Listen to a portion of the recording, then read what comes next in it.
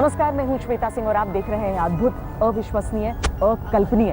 आज हम दुनिया की सबसे अविश्वसनीय कहानी आपको सुनाने वाले हैं और इस कहानी को सुनाने के लिए हम पहुंचे हैं समुंदर की लहरों पर, क्योंकि ये कहानी जुड़ी है समुंदर से। कहते हैं कि इस विशाल समुंदर के बीचों बीच एक त्रिकोण ऐसा है जिसके ऊपर से जो गुजर गया वो कभी वापस नहीं आता।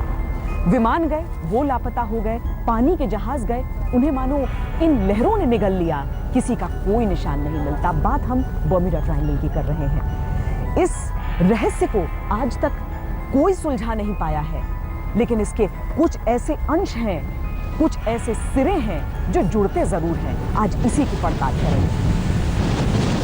न जाने क्या है इन लहरों के अदृश्य त्रिकोण में कि हंसती खेलती जिंदगियों को एक पल में सन्नाटा निगल लेता है। आधुनिकता के तमाम उपकरणों से लैस बड़े बड़े जहाज पानी की लहरों में तिनके की तरह खो जाते हैं।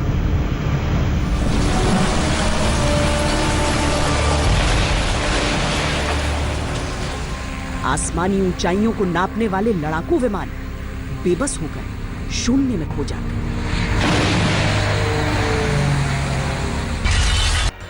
विज्ञान हाथ पर हाथ धरे ये सोचता रह जाता है कि ये सब आखिर कहां चले जाते हैं, जहां से इनमें से किसी का आज तक कोई निशान तक नहीं मिला।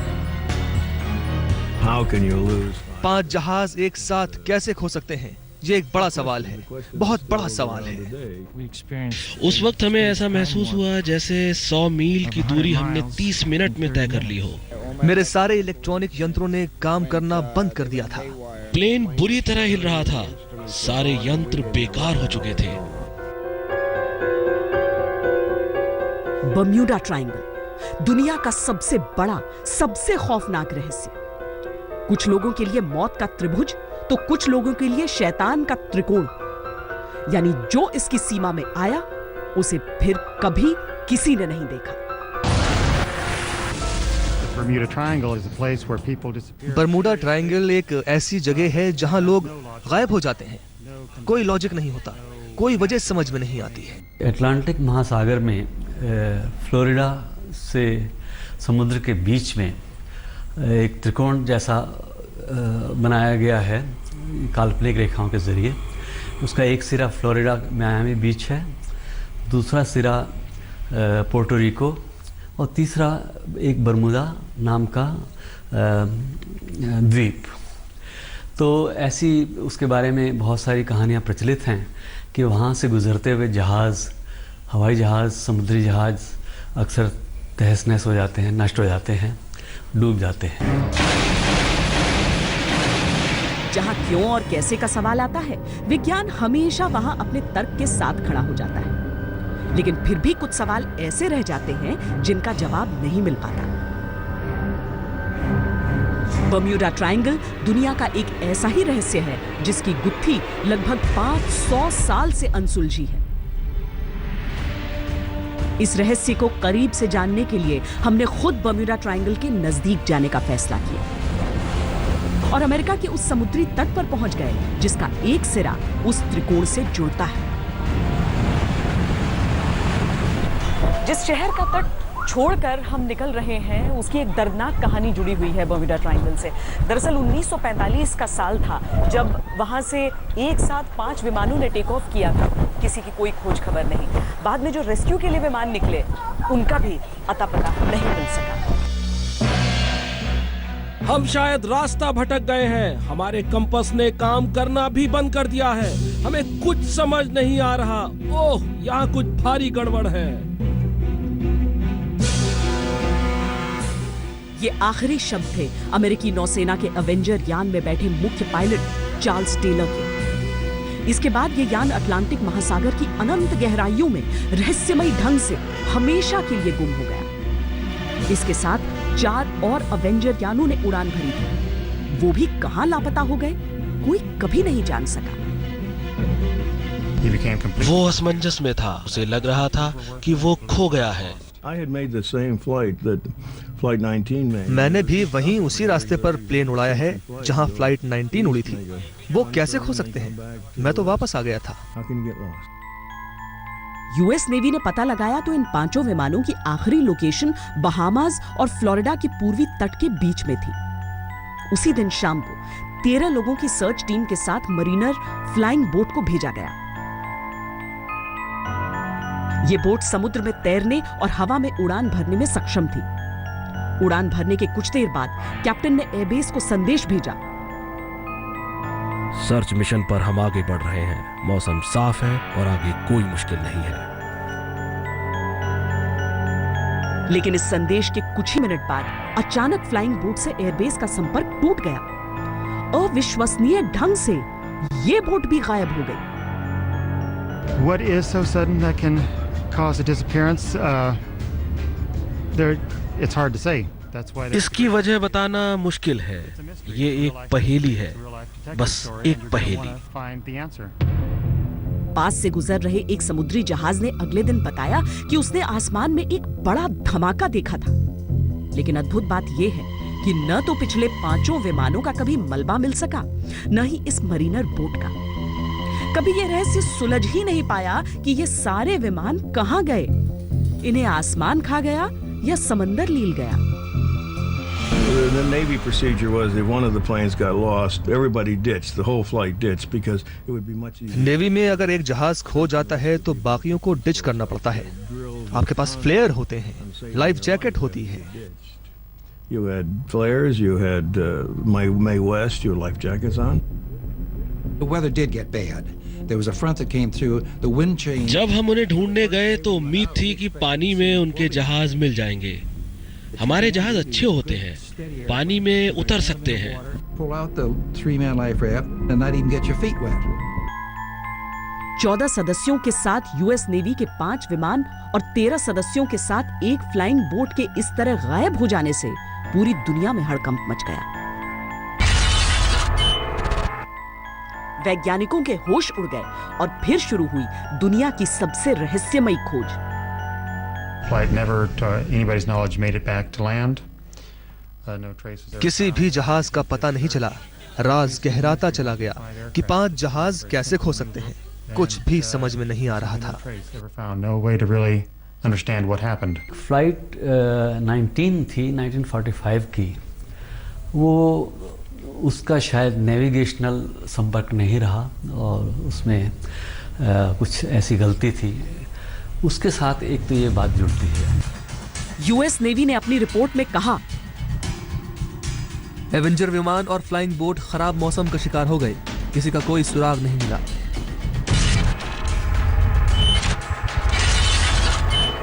लेकिन इस खोज के बाद जो सामने आया वही है दुनिया का सबसे बड़ा अनसुलझा रहस्य, बर्म्यूडा ट्रायंगल। अद्भुत बात यह है कि जो बर्म्यूडा ट्रायंगल दुनिया भर में खौफ की अनसुलझी पहेली बना हुआ है, वो दुनिया के नक्शे में कहीं है ही नहीं।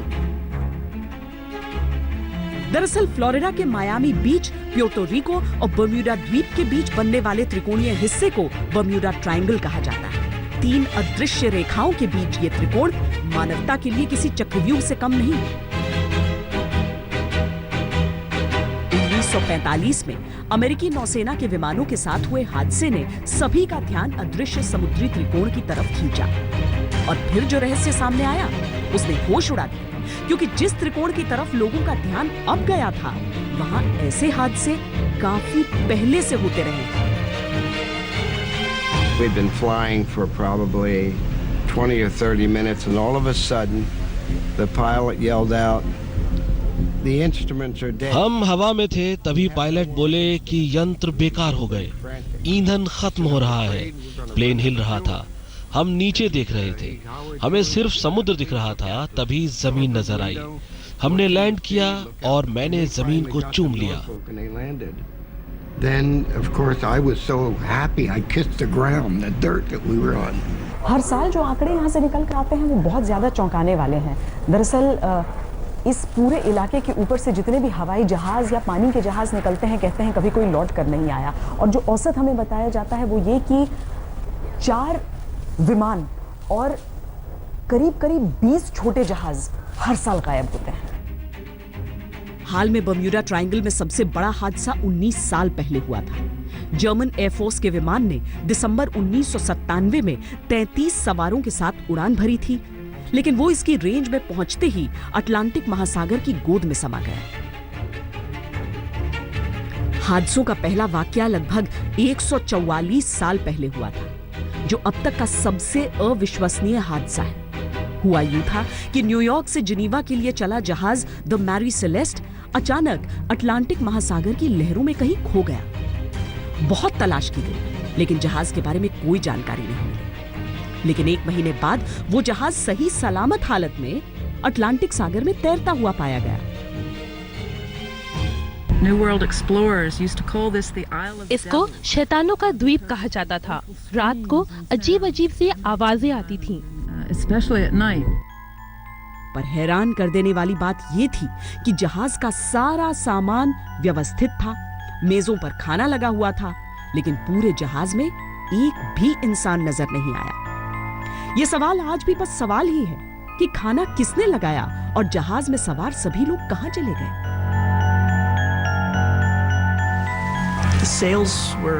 बोट के सभी पर्दे फट चुके थे। इसके अलावा वहां किसी नुकसान का कोई निशान नजर नहीं आया।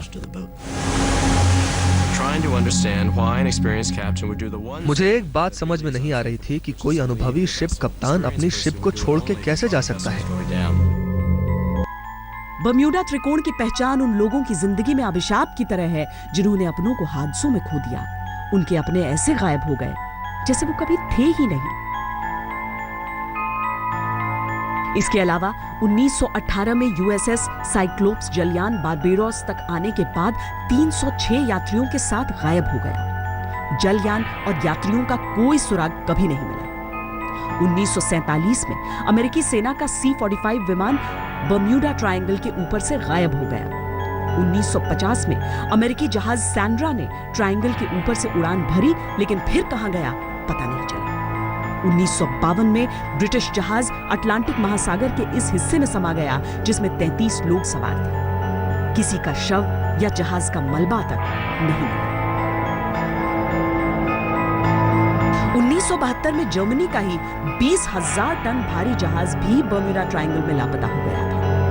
कुछ लोगों ने अपने अंतिम संदेश में बस हमें बहुत ज्यादा नजदीक जाने की इजाजत नहीं मिलती है और लोग अपनी सुरक्षा के लिए भी बहुत ज्यादा नजदीक नहीं जा पाते हैं। एक फेरी राइड से ये कोशिश हम जरूर कर सकते हैं कि सबसे नजदीक पहुंच पाएं और कुछ जानने की कोशिश कर पाएं, लेकिन जो कुछ पता चलता है वो लोगों की जुबानी ही पता चलता है। दरअसल पहली बार जब इस इलाके की खोज की गई थी तो ऐतिहासिक तौर पर यह कहा जाता है कि क्रिस्टोफर कोलंबस ने बताया था कि ऐसा कोई त्रिकोण इस दुनिया में है।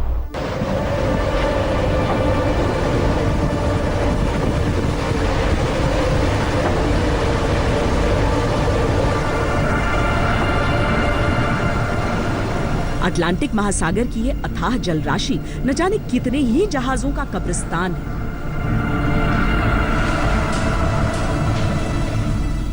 विज्ञान ने धरती के रहस्यों को सुलझाने के दावों के साथ अंतरिक्ष में अपनी कामयाबी के झंडे गाड़ना शुरू कर दिया है, लेकिन पिछले 500 सालों से बर्म्यूडा ट्रायंगल का रहस्य सुलझने की जगह और उलझता चला गया।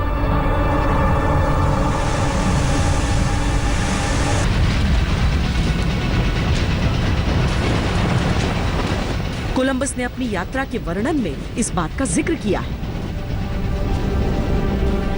ये 1492 की 17 और 20 सितंबर की रात थी। कंपास की सुई अचानक तेजी से हिलने लगी। ये बेहद डराने वाली बात थी, क्योंकि इससे थोड़ी ही देर में दिशा भ्रम होने लगा। कोलंबस ने इसके आगे लिखा है कि 20 अक्टूबर 1492 को अचानक आसमान में कुछ आग जैसा नजर आया। कोलंबस और उनके साथी तेजी से कमरों से निकलकर जहाज के डेक पर पहुंचे।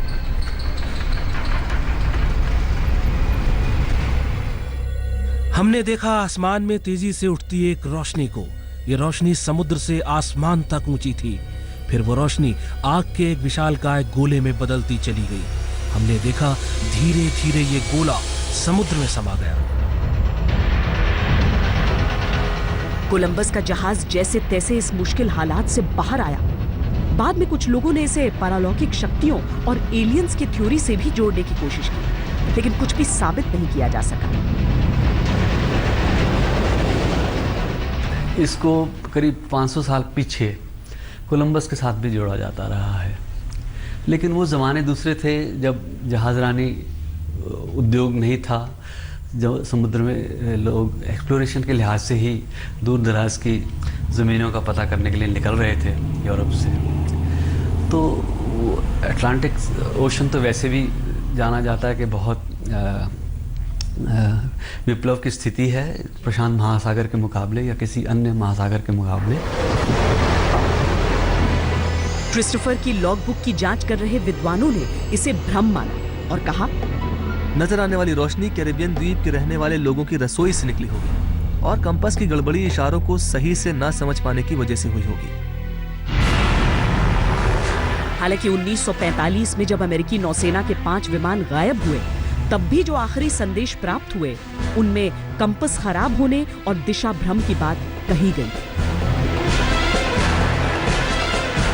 इससे कोलंबस की रिपोर्ट पर किसी हद तक सत्यता की मुहर लगी। 1950 में एसोसिएट प्रेस में इस मामले को बाकायदा छापा गया और बाद में 1952 में इसे मिस्ट्री एट आवर डोर कहा गया, यानी रहस्य की दस्तक हमारे दरवाजे पर। और दुनिया इस बर्म्यूडा ट्रायंगल के खौफनाक पहलू से रूबरू हुई। आगे छोटे बड़े उठते भंवर और उन सब के बीच एक इतिहास जो अपने आप में ऐसा सिमटा हुआ है, इतना पेचीदा हो गया है कि समझ नहीं आता। दरअसल अटलांटिस नाम का एक शहर हुआ करता था। कहते थे समंदर के नीचे कहीं वो शहर है। और इस त्रिकोण का रहस्य सुलझाते हुए कई दफा कहा गया कि शायद उस शहर से भी कोई ना कोई सिरा जरूर जुड़ा है।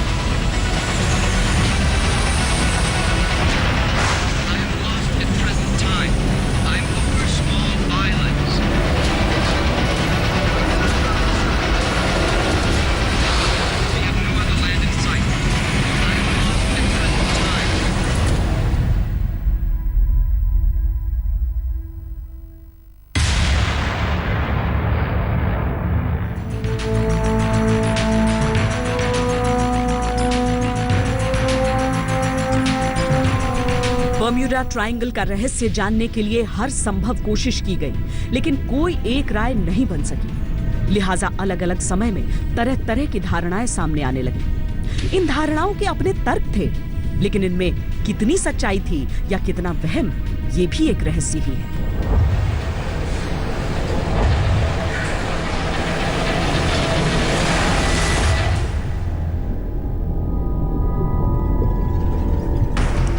कुछ लोगों ने कहना शुरू कर दिया कि बर्म्यूडा ट्रायंगल दरअसल दूसरे ग्रहों तक ले जाने का रास्ता है। तो कुछ लोगों का मानना है कि इस क्षेत्र में दिखाई देने वाली रोशनियां यूएफओज से आती हैं और दूसरे ग्रह के लोग ही इस क्षेत्र में आने वाली हर चीज गायब कर देते हैं। लेकिन 2001 में पॉल वाइन्ज़वाइग और पॉलिन ज़ोलित्स्की ने दावा किया कि उन्हें अटलांटिक की गहराइयों में हजारों वर्ष पूर्व जल समाधि ले चुके प्राचीन शहर अटलांटिस के अवशेष मिल गए।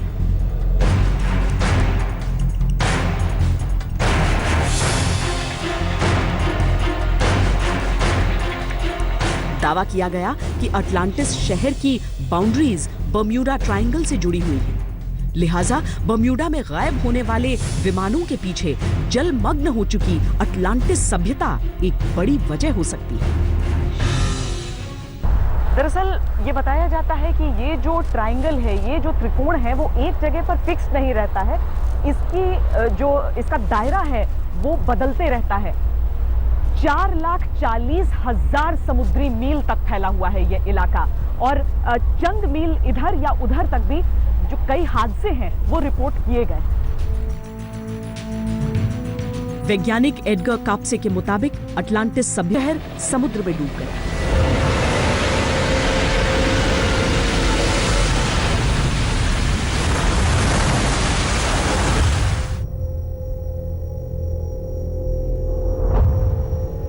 लेकिन उसके आविष्कारों से वो किरणें अब भी निकलती रहती हैं। दावा किया गया कि इसी वजह से वहां से होकर गुजरने वाला हर विमान उन किरणों से टकराकर नष्ट हो जाता है।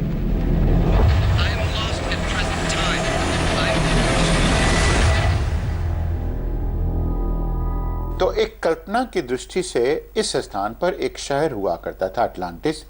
वह शहर डूब गया, वह एक द्वीप था, वह डूब गया और उसके डूबने की वजह से दक्षिणी अमेरिका और अफ्रीका दोनों टूट कर अलग हो गया।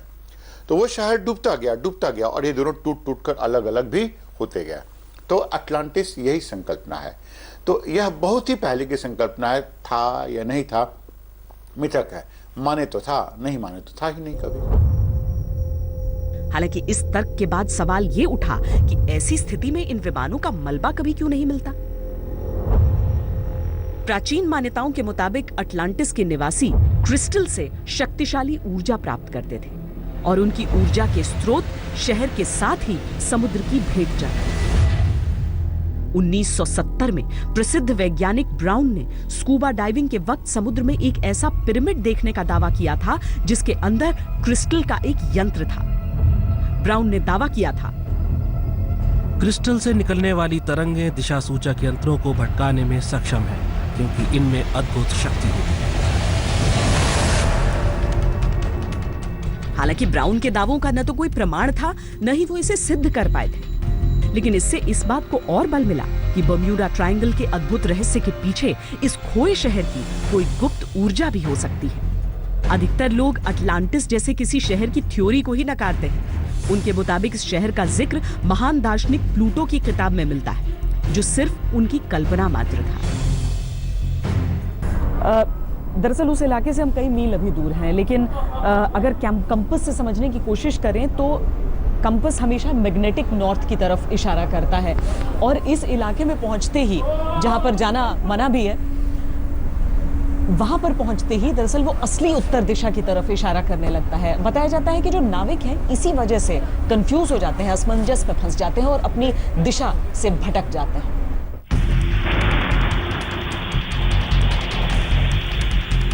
ऐसा क्यों होता है, इस सवाल के जवाब में नॉर्वे विश्वविद्यालय के शोधकर्ताओं ने दावा किया कि वो बर्म्यूडा ट्रायंगल के रहस्य को सुलझाने के बेहद करीब है। उनके मुताबिक पृथ्वी के गुरुत्वाकर्षण के साथ मिलकर ये क्षेत्र बेहद शक्तिशाली चुंबकीय तरंगें उत्पन्न करता है, जिसकी वजह से इस क्षेत्र में आने वाली हर वस्तु अपने आप खींची चली आती है और एक विशाल काय भंवर समुद्र की अनंत गहराइयों में चला जाता है। चुंबकीय तरंगों की वजह से ही दिशा की जानकारी देने वाले यंत्र भी काम करना बंद कर देते हैं। इसके अलावा उनका तर्क ये भी है कि इस जगह पर मीथेन गैस के प्रचुर भंडार हैं, जिनकी वजह से यहाँ समुद्री विस्फोट होते रहते हैं। मीथेन गैस की अधिकता होने पर ऑक्सीजन कम हो जाती है और पायलट्स और नाविकों की सोचने समझने की क्षमता कम हो जाती है, जिसकी वजह से विमान दिशा भटककर दुर्घटनाग्रस्त हो जाते हैं।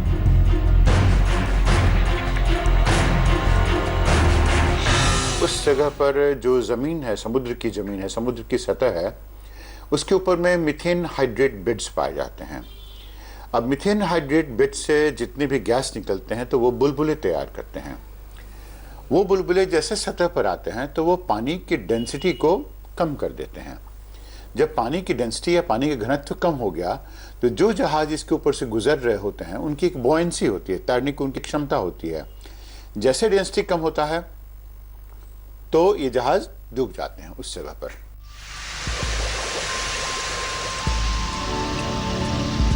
आप देख सकते हैं कि कैसे गेंद डूब गई। अगर ये शिप होता तो डूबता और तह पर रुक जाता। फ्लोरिडा के रहने वाले रॉब मैकग्रेगर और ब्रूस गर्नन ने अपनी किताब the fog, a never before published theory of Bermuda triangle में एक अजीब सा दावा किया। इस क्षेत्र में हमने इलेक्ट्रॉनिक कोहरा महसूस किया, उसमें हमारा विमान फंस गया, हमारे सभी जरूरी यंत्र खराब हो गए। लेकिन और दावों की तरह ही इन दावों में से भी किसी की पुष्टि नहीं की जा सकी। बताया जाता है कि इसी जगह पर अमेरिकी सरकार का एक ऐसा सेंटर है जहां पर हथियारों की, उपकरणों की टेस्टिंग होती है, सबमरीन्स को भी आजमाया जाता है। पर लोग कहते हैं कि दरअसल ये एक बहाना है, किसी बड़ी बात को छुपाया जा रहा है। दूसरे विश्व युद्ध के बाद ये बात भी काफी कही सुनी गई कि अमेरिका इस क्षेत्र में गुप्त सैन्य गतिविधियां चलाता है, लिहाजा वो चाहता है कि लोग इस तरफ आने से कतराएं। इसी वजह से इसे जानबूझकर रहस्य बनाकर रखा जाता है। इसके बारे में बहुत से लोगों का ये विचार है कि ये एक मैन्युफैक्चर्ड मिस्ट्री है, यानी कि ये बन गई और इसको ज़िंदा रखा गया है। अलग अलग समय पर इसके बारे में लोग अक्सर बात करते हैं और इसके साथ एक रहस्यमयता बनती गई, जुड़ती गई और उसने एक बहुत जगह बना ली अपनी रहस्यमय चीज़ों में। कहा गया कि बर्म्यूडा ट्रायंगल के क्षेत्र में अमेरिका का समुद्र के अंदर Atlantic under sea test and evaluation centre है और यहाँ अमेरिकी नेवी सबमरीन अत्याधुनिक हथियारों का परीक्षण करती है। ऐसा संभव है और जो भी ऐसी टेस्टिंग का काम करेगा वहां पर किसी को थोड़ी ही वो अलाउ करेगा कि एक्सेसिबिलिटी हो।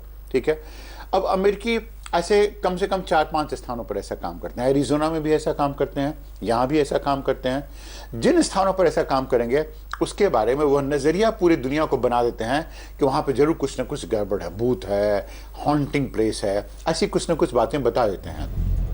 हालांकि इस बात की कभी पुष्टि नहीं हो सकी और ये दावा भी महज एक कयास बनकर रह गया। होगा कि जिस रहस्य को इस पूरी दुनिया में कोई नहीं सुलझा पाया है उसका जिक्र हमारे वेदों में है। आइए आपको वो कहानी भी सुनाते हैं।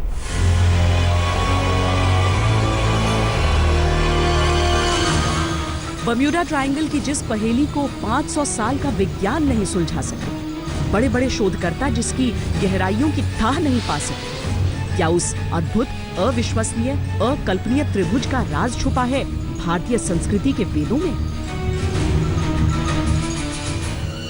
चारों वेदों में ऋग्वेद सबसे पुराना माना जाता है। इसी ऋग्वेद में कहा गया है कि मंगल ग्रह की उत्पत्ति पृथ्वी से हुई। उस वक्त कुछ ऐसे हालात बने कि मंगल को पृथ्वी से अलग कर दिया गया, जिससे पृथ्वी का संतुलन बिगड़ गया।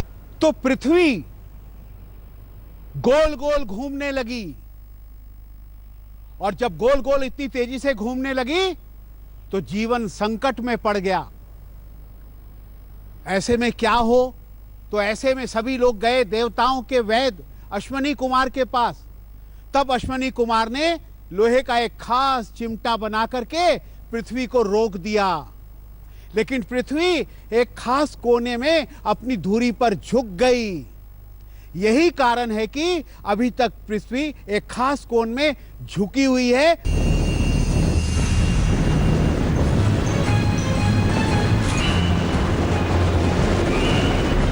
मान्यता है कि पृथ्वी का यही हिस्सा जहां से मंगल टूटकर अलग हुआ आज का बर्म्यूडा ट्रायंगल है। हजारों लाखों साल होने के बाद लोहे के उस हिस्से से प्राकृतिक चुंबकीय क्षेत्र उत्पन्न हुए और यही वजह है कि जो भी इस क्षेत्र में आता है वो नष्ट हो जाता है। इसके अलावा अथर्ववेद में दर्भा रत्न का जिक्र किया गया है। उच्च घनत्व वाला ये रत्न न्यूट्रॉन स्टार का छोटा रूप होता है। न्यूट्रॉन स्टार सौर मंडल में होने वाले बड़े विस्फोट से उत्पन्न हुआ छोटा सा तारा होता है जिसमें बहुत ज्यादा ऊर्जा होती है। माना जाता है कि बर्म्यूडा ट्रायंगल वाले क्षेत्र में दर्भा रत्न जैसी स्थिति है, जिसकी वजह से यहाँ बेहद ऊर्जावान चुंबकीय तरंगें निकलती हैं, जिसकी रेंज में आते ही सभी इलेक्ट्रॉनिक उपकरण बेकार हो जाते हैं और सब कुछ छोटे छोटे टुकड़ों में बंटकर खत्म हो जाता है। जमीन शैलो है, तरंगे बहुत ऊंची हो जाती हैं। तब क्या होता है कि उस स्थान पर जो जहाज हुआ आते हैं उस जगह पर रीफ के अगेंस्ट में बैंग कर देते हैं, टकरा जाते हैं। टकरा गए, टूट गए। अगर टकरा कर वो टूट गए तो टकराने की वजह से क्या होगा कि उनके पुर्जे पुर्जे बिल्कुल अलग हो जाते हैं। अब सामान्यतः ऐसा हो सकता है कि वो सारे के सारे जहाज उस स्थान पर रह जाएं, लेकिन यहाँ से एक धारा चलती है, गल्फ स्ट्रीम, जो कि बहुत ही तेज धारा है, समुद्र की धारा है। वो नदी के सदृश है, नदी के समान वो धारा है। और वो धारा क्या करती है, जितने भी ऐसे टुकड़े होते हैं उनको सबको पूरे उत्तरी अटलांटिक में उन्हें छितरा देती है। तो इसलिए उसका अवशेष भी यहाँ पर नहीं पाए जाते हैं। ये समझ से परे है कि इस दुनिया का पूरा विज्ञान मिलकर भी बर्म्यूडा ट्रायंगल का रहस्य क्यों नहीं सुलझा पाया। विश्व शक्ति अमेरिका इतनी जानें गंवा देने के बाद भी इस रहस्य के तह तक कैसे नहीं पहुंच पाया।